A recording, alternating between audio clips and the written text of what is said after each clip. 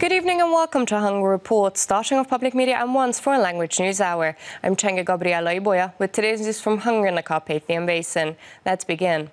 The Hungarian and Serbian government held a joint plenary session in Szabadka.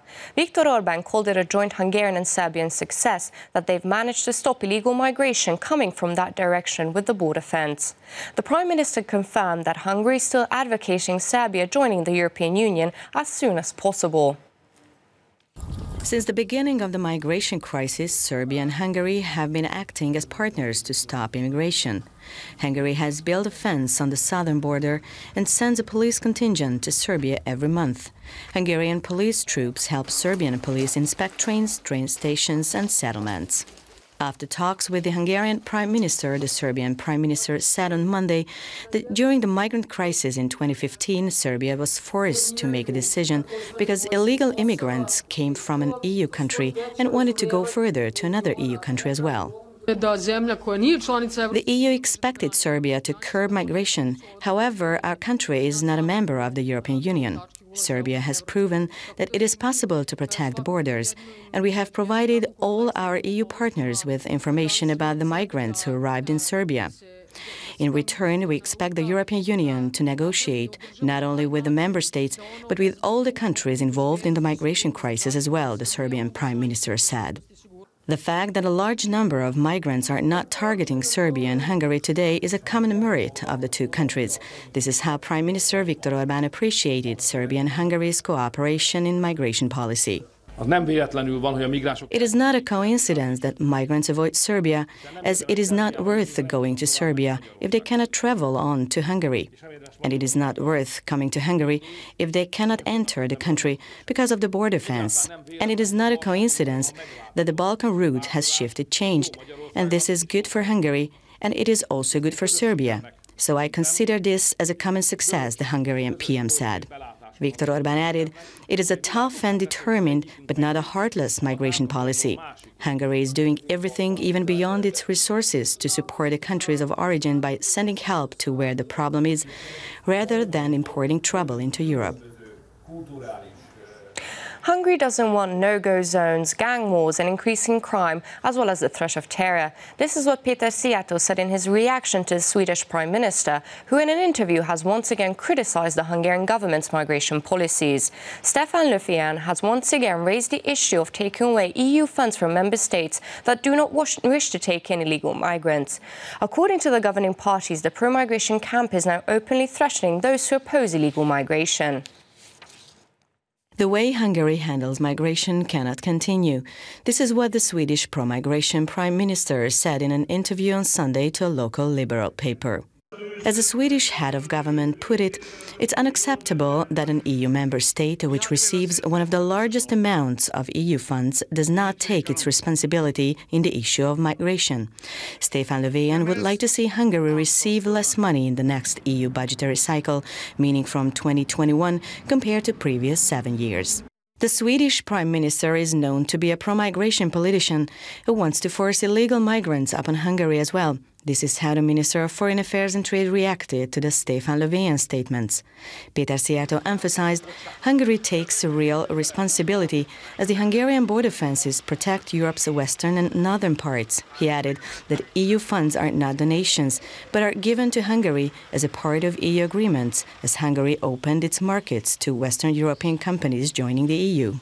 The minister emphasized the stake of the EP elections are to have politicians in the European Parliament who want safety in Europe and not mandatory quotas, no-go zones and gang wars, as well as terror threats. According to the governing parties, it's unacceptable that the pro-migration forces are openly threatening those who are against migration. They want to force the mandatory quotas, the distribution of migrants and the legalization of economic migration upon all European citizens. If these pro-migration politicians receive a majority in the upcoming EP election, then there is no question that they will enforce and complete these plans, the spokesperson said. The Christian Democrat politician added, Hungarian people have already made their opinions clear countless times. They don't want Hungary to become a migrant country. The building industry's growth has reached a historical high. In February, the building industry has expanded by 48% compared to the same period last year. Such a scale of growth has never before been recorded. The construction industry is booming, and its growth reached a historic peak in February. According to the Central Statistical Office's report, the sector's output increased by 48% compared to the same period of last year. Experts say that this momentum will definitely last until the end of the year and is expected to further increase due to the government's family policy program. There are currently 40,000 units under construction, and we think that 22,000 of them will be handed over this year. In the second half of the year, we expect the impact of the Family Home Creation Scheme, or CHOC in short. Therefore, there may be still significant orders in housing construction and renovation. Government orders will continue to dominate in the other sectors as well, the President said. State Secretary of the Ministry of Innovation and Technology added, the figures show that the government's construction strategy is working well. In addition to helping families, the government also aims to support businesses in order to reduce labor shortages, attracting more and more skilled workers with salary increases to return to Hungary. The first important thing is that homes be built and families can realize their home creation ideas. The other important thing is to perceive that the country around us is being built and will be renewed by 2030. And the third important thing is to involve more Hungarians in the construction of the country with keeping the wages and the profit for the Hungarians, the State Secretary said. László György emphasized that after the amount of 50 million euros allocated last year, Hungarian small and medium-sized construction companies could apply for another 19 million euros for technology modernization this year as well. The Pakshu investment has reached a stage when it's substantial steps that are to come, said Pál Kovács, State Secretary in Sochi, Russia, at the International Atomic Expo. Pál Kovács also agreed with the CEO of the Russian state nuclear power company, Rosatom, about the expansion of Paks. The State Secretary told Hungarian journalists the Russian side is constantly preparing the necessary plans, and soon there will be several construction support facility buildings in the Paks investment area. Pál Kovács reacted to the news about the delay of the project by saying a safe power plant cannot be executed without careful planning. The most important for us is to build a safe power plant. It must be a facility that meets European standards perfectly in every one of its elements.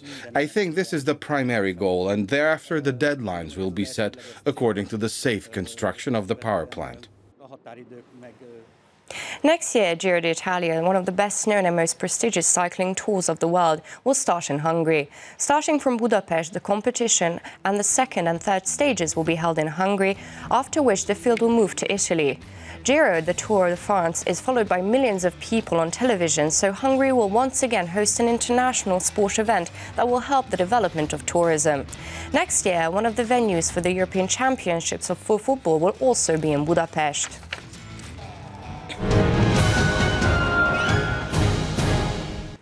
In Veszprém's Castle district, in the Archbishop's Tourist Centre, is where Elemér Sümegi, violin maker, awaits people in his workshop. Visitors can get an insight into the stages of making a string instrument, witness the formation of a new violin or cello, or the restoration of an old instrument, and even play instruments themselves. Egg painting, as well as egg embroidery, is an integral part of the folk traditions associated with Easter. However, by now it has developed into an independent branch of folk art. You can admire everything from the smallest quail eggs to the patterned ostrich eggs at the Zengővárkonya Museum. One of the eggs, for example, has the Hungarian anthem's notes carved into it. During Easter, hundreds of people visit the Egg Museum to admire their most unique pieces.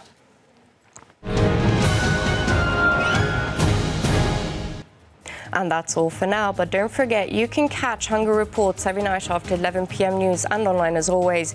Do stick around and watch our German, Russian and Chinese language news. Thank you for watching and have a lovely evening.